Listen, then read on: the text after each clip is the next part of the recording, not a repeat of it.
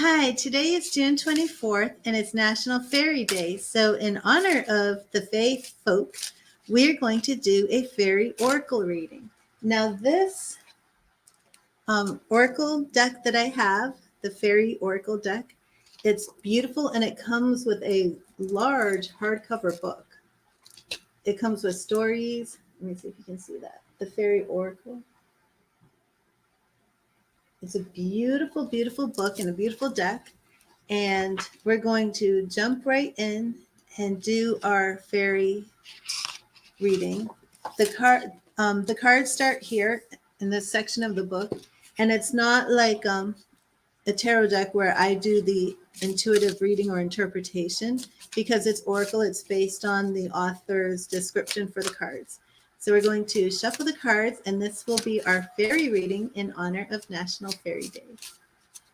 So let's see which fairy card we will draw and which energy and message will be with us today on National Fairy Day.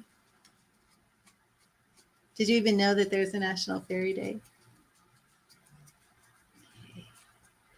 Right here we have card number 37. Let's see if you can see the beautiful artwork on this picture.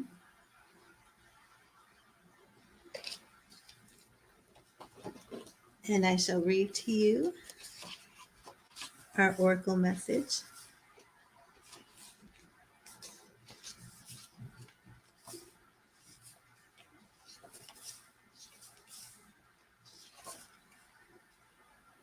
And it's Tobera of the Waters. Let's see if you can. Let's see if I can get that in here. Well, I don't think it's working. Can you see that? Okay. Tobera of the Waters, emotions, serenity, meditation, gracefully accepting change.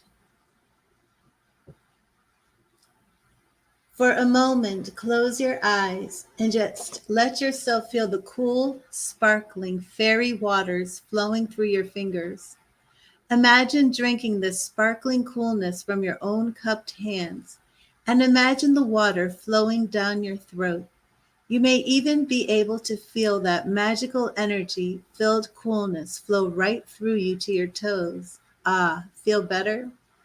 Throughout the world, there are healing wells, both for general health and specific ailments.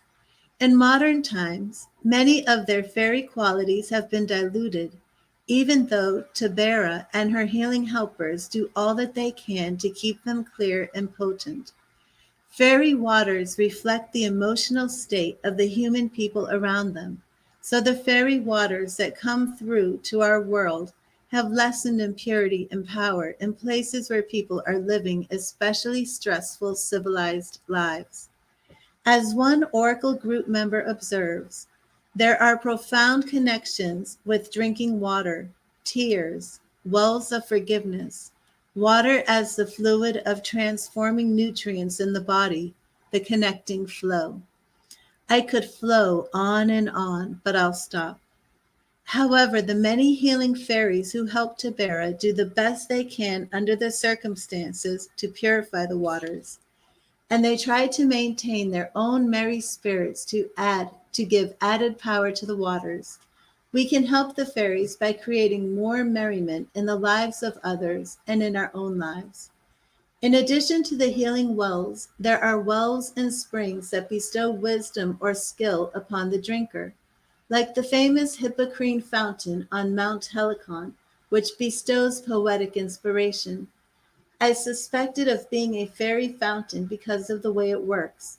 If you have one drink, you gain a certain level of poetic ability. Another draught brings you more, and the third brings you to the full flower of poetry.